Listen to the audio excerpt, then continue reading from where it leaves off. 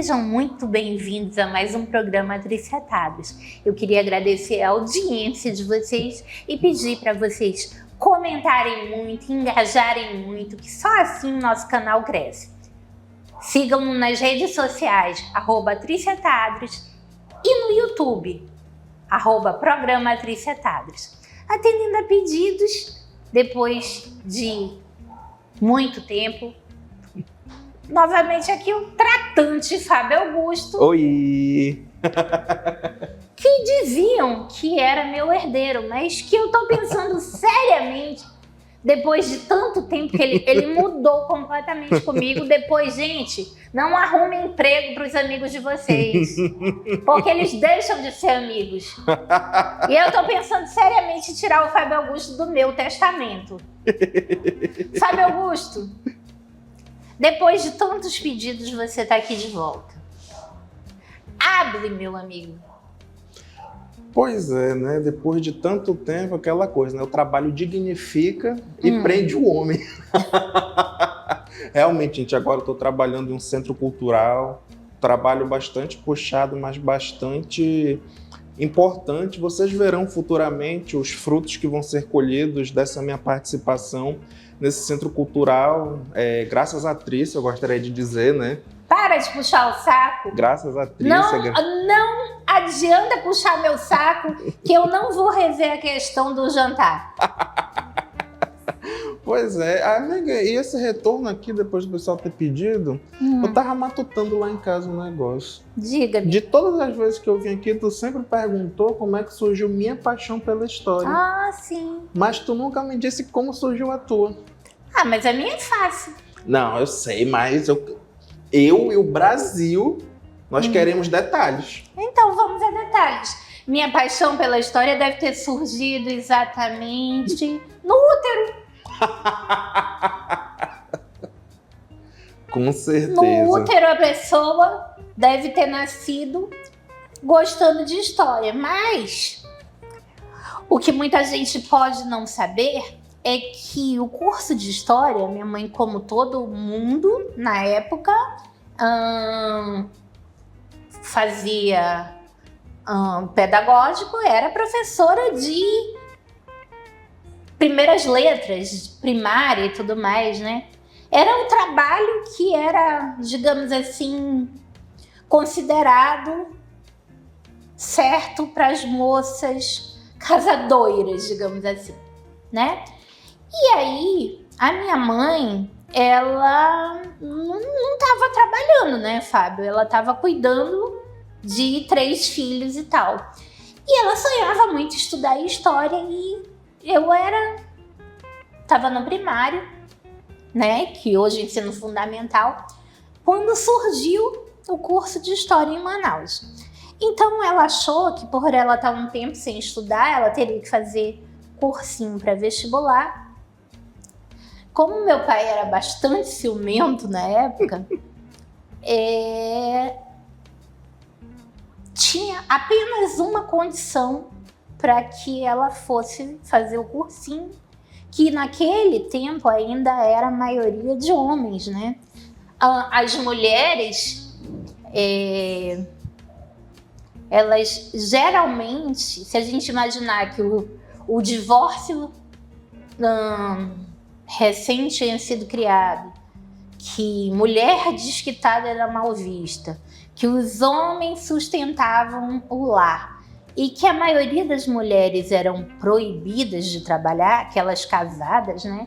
Trabalhavam as viúvas, as solteiras, e aquelas que precisavam ajudar no sustento. Mas a grande maioria das mulheres casadas que o marido podia sustentar, elas realmente cuidavam dos filhos, da família.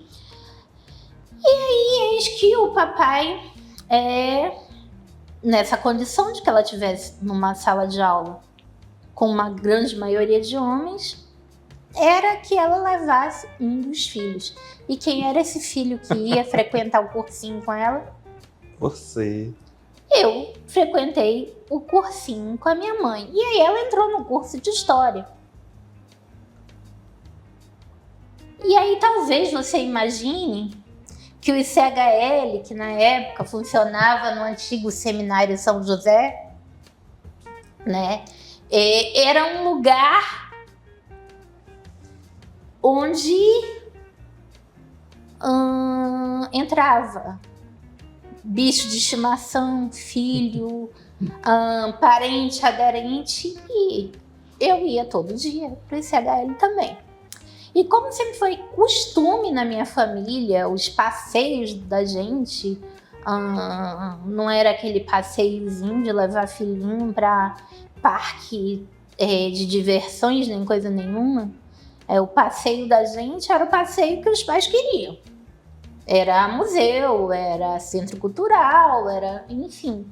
E aí a gente foi tomando gosto. Eu lembro que desde pequena eu ia ao Museu Nacional, na Quinta da Boa Vista, mas muito pequena mesmo. Eu frequentava Casa da Marquesa de Santos, tanto em São Cristóvão quanto em São Paulo, porque a Marquesa de Santos, eu vou já contar essa historinha, mas ela, parte da vida ela foi influente no Rio de Janeiro, na corte, e parte em São Paulo, né? E aí depois a gente vai aí, os casarões das famílias, né, que foram transformados em museus. Só que bem antes disso, né, era meio que uma regra lá em casa, como geralmente as refeições, o conteúdo, né, o tema das refeições era história, era bem comum que eles indicassem livros que a gente lesse, né? E aí, tinha lá determinados livros que a gente tinha que ler. Então, assim, tipo, com 5 anos de idade, eu tava lendo Carol Wojtyla, ou eu tava lendo, aos 6 anos, Evita Peron, coisas desse tipo, que são totalmente corriqueiras, você sabe, né? Na sua vida também funcionou assim, né, Fábio? Vamos pedir um minutinho de comercial pro povo beber uma água, que isso não é muito normal, e a gente volta já.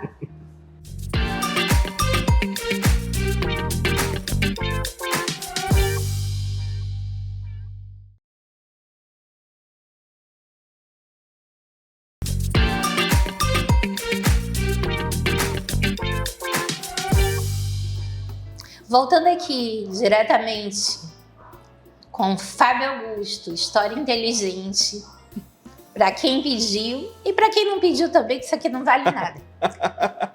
Mas, Fábio, a gente falava aqui, né, que eu lia biografias e tal, e aí os lugares que a gente visitava faziam com que eu tivesse vontade de conhecer mais as personalidades referidas naqueles lugares, e as biografias faziam com que eu quisesse conhecer os lugares onde aquelas pessoas tinham vivido. E aí, né, eu fiz um cursinho para vestibular, uma faculdade de história como ouvinte, né? E aí é um momento que a mamãe começa fez o concurso para professora da universidade, eu começo a frequentar as aulas dela, já dela ministrando as aulas, eu começo a me envolver nos projetos. Quando ela montou o Museu Amazônico, eu me envolvi, né, no trabalho de montagem do Museu Amazônico, juntamente com a professora Heloísa Belotto, né, da USP, que veio aqui fazer esse trabalho de museologia. E durante muito tempo, assim, o meu pai é um apaixonado por história, né? A minha mãe, apaixonada por história, mas uma coisa que eu não te contei, né? Quando eu fui fazer vestibular, eu era, lógico, apaixonada por história, mas a minha mãe falou que o ICHL não seria um lugar muito bom para mim, não. E aí, Fábio, eu não estudei história, como tu sabes, mas eu fiz uma especialização na minha grande paixão, que é a história do Brasil. Uhum. E a minha grande paixão, realmente, dentro da história do Brasil, além da maior paixão da mamãe ser o período colonial, o meu é a história do Brasil Império, né? Então, a gente falava da Marquesa de Santos, mas eu não sei, voltando à história da Marquesa de Santos, eu não sei o que essa mulher tinha, porque eu não sei se tu sabes eu imagino que tu saibas, mas que depois dela ser amante do Dom Pedro I, ela teve amante, porque naquela época os casamentos eram, né? Porque talvez ele escolhesse casar com ela mesmo se fosse hoje, né? Mas ele meio que, para poder casar de novo com a Dona Amélia, ele teve que colocá-la para fora do Rio de Janeiro. E eu não sei se tu sabes que ela casou com outra pessoa ilustre. Nossa, quem foi? Pois é, a mulher realmente, eu queria saber o que ela tinha. Sabe esse pessoal que vende mentoria hoje? Uhum. Marquesa de Santos, se tivesse aqui, né? A nossa querida Domitila, depois de ser amante, e no sentido de amor, porque eles realmente se amavam, né? Embora o país inteiro fosse apaixonado pela Leopoldina, e que eu acho que a Leopoldina era realmente uma figura incrível, até porque dela surgiram todas, essa história de útero que a gente está falando, todas as características mais admiráveis no Dom Pedro II, né? Que para mim, assim, eu poderia listar aqui, através dele, as coisas que realmente mais me apaixonam na história. Mas ela foi exilada em São Paulo. E aí a gente pode visitar, se no Rio ela tinha um palacete dado por Dom Pedro I em São Cristóvão, perto, né, do atual Museu Imperial, que na época era a residência da família imperial. Em São Paulo, ela se estabeleceu numa rua no centro histórico, onde passavam várias trilhas, antes indígenas e depois trilhas de bandeirantes. E a casa dela tá lá, é um solar para você visitar e tudo mais. E ela se estabeleceu lá recebendo, a princípio, vários filhos de pessoas de fora que iam estudar em São Paulo. Mas tu não sabes quem foi o sujeito com quem ela se casou. Ela se casou com Rafael Tobias de Aguiar, que era ninguém menos que o presidente da província de São Paulo. Caramba! A mulher era do babado, né? Incrível, bem articulada. Bem articulada. Mas tu sabes que também o maior título que existia era o ducado, né? E quantos duques a gente teve no Brasil, Fábio Augusto? Nossa. Momento quiz aqui. Se eu faço o tempo todo, gente. A gente teve o Duque de Caxias, né? E nós tivemos uma única outra duquesa.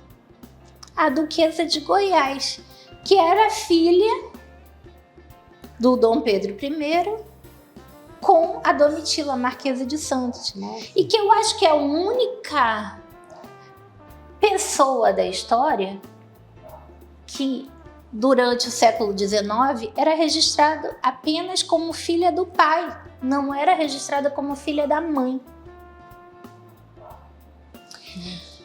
E a Duquesa de Goiás, ela teve uma educação primorosa e foi criada, inclusive teve até dote, porque os casamentos eram em regime dotário na época, né? E ela encontra-se atualmente repousando ao lado da Domitila no cemitério da Consolação. Aliás, Fábio, tu que gostas tanto de cemitério, tu sabes quem doou boa parte do terreno onde foi construído o cemitério da Consolação? Isso daí eu sei, com certeza. Então, foi a Marquesa de Santos. Ah! E acredita que de uma cidade para outra, ou de um momento para o outro, ela que era uma pessoa detestada pelo Brasil inteiro, né? Durante o governo do Pedro I, ela passou a ser uma pessoa amada na cidade de São Paulo.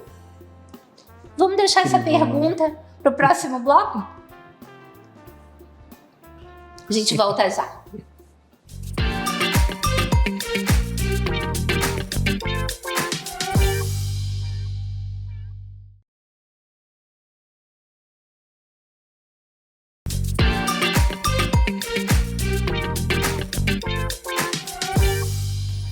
Voltando aqui com essa figura insuportável do Fábio Augusto. Mas, Fábio, nós falávamos sobre a Domitila, a Marquesa de Santos, né? E a Marquesa de Santos, ela foi a primeira história da pessoa que mudou de vida, que só faltou mudar o RG, o CPF. Só não mudou porque não havia na época essa documentação. Mas ela saiu de inimiga número 1 de um Brasil governado por Dom Pedro I e passou a ser como uma pessoa queridíssima em São Paulo, que acolhia na sua casa os estudantes que estavam lá sem família, que era casada com o imperador da província de São Paulo, Rafael Tobias de Aguiar, e que doou a maior parte das terras de um dos maiores museus a céu aberto que nós temos no Brasil, que é o Cemitério da Consolação. E para completar, né, a virada de chave dela, ela é considerada uma santa popular. Nossa, interessante. E para ti que gosta dessas coisas, que esse menino ele gosta de cemitério, gente. Aí você já sabe o tipo de pessoa que eu tô me metendo. Então, a sepultura dela tá sempre com muitas flores, muitas mensagens de agradecimento, de aprovações em vestibulares, em concursos e tudo mais, porque ela virou uma espécie de santa padroeira dos estudantes. Isso que é esse pessoal que contrata marqueteiro para fazer uma limpeza na imagem, não conhecia a Domitila. Isso é interessante, porque pensando, né?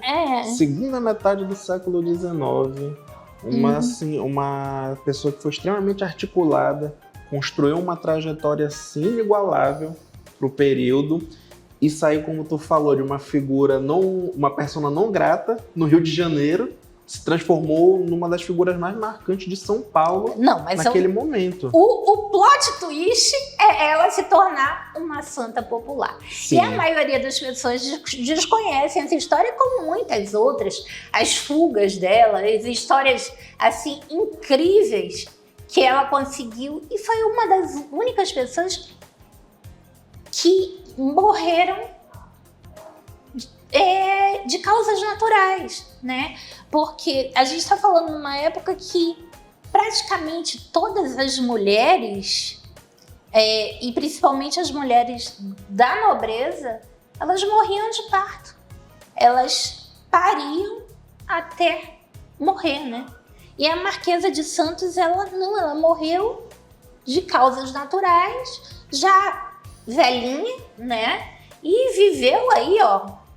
Porque se a gente imaginar o amor da vida dela, porque assim, com todo o amor a Leopoldina que a gente tenha na vida, eu acho a Leopoldina assim, um exemplo em todos os sentidos, educada, primeiro de tudo uma Habsburgo, educada pela melhor casa monárquica da época e uma pessoa muito inteligente. Aqui no Brasil deve coleções e coleções de todas as paixões que ela tinha, nos minerais, enfim, uma série de coisas. E a quem a gente deve o nosso imperador Dom Pedro II e tudo mais.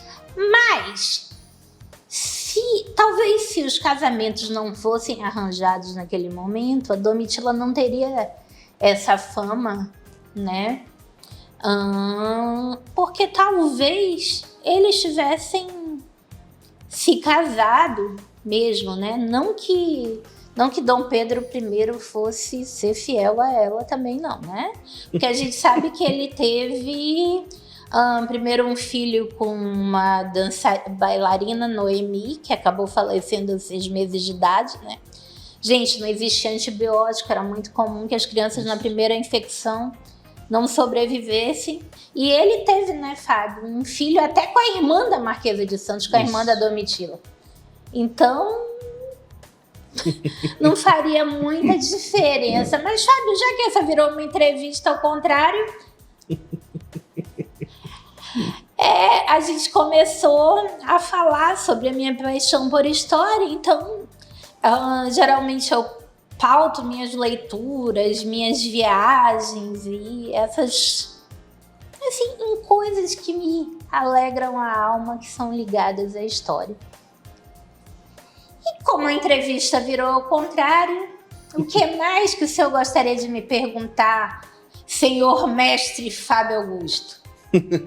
Assim, dessa primeira parte que a gente teve, aliás, toda vez que eu vejo essa minha querida amiga falando, eu vejo a professora Vânia. Mas tu sabes que eu tava me olhando ainda agora no espelho? Gente, o Fábio atrasou 1h33. É por isso que eu não vou pagar o jantar pra ele, não. Eu tava me olhando e eu tava vendo justamente, eu tô ficando velha e a cara da minha mãe. Linda. Não, mas eu tô muito a cara da minha mãe, impressionante. Demais. Sim, Fábio Augusto. E... Sabe o que eu queria perguntar? Já que dessa paixão, eu acho até interessante, porque tu é de uma geração de historiadores. Tu é de uma geração de historiadores. Ela não se considera historiadora, mas eu considero. Historiador que não se faz mais, o historiador erudito, de leituras variadas que não tem necessariamente uma primeira formação em história. Não, eu me considero uma apaixonada por história. Ela é historiadora, gente. Fábio, ela é historiadora. Tu sabes, é uma coisa engraçada. Eu não posso, ainda bem que não tem mais livraria em Manaus, né? Praticamente não tem. Eu não posso comprar livros porque o passeio acaba, eu quero vir pra casa ler. Eu não quero mais passear, não tô mais interessada. Não tinha entendido, pensei que ela tava com alguma ordem de restrição. Só faltava ter minha foto na entrada da livraria. Proibido entrar essa mulher aqui. Tá aí, olha que interessante. Livraria, uma coisa que eu queria saber também de você. Para quem tá iniciando, pode ser academicamente ou somente uma simples paixão pela história, quais autores você recomenda? Uma leitura inicial, algumas leituras iniciais. Da nossa história, professor Aguinaldo Figueiredo. E com essa, a gente vai ter que terminar essa entrevista e a gente volta depois com mais um capítulo desse bate-papo com Fábio Augusto. História inteligente.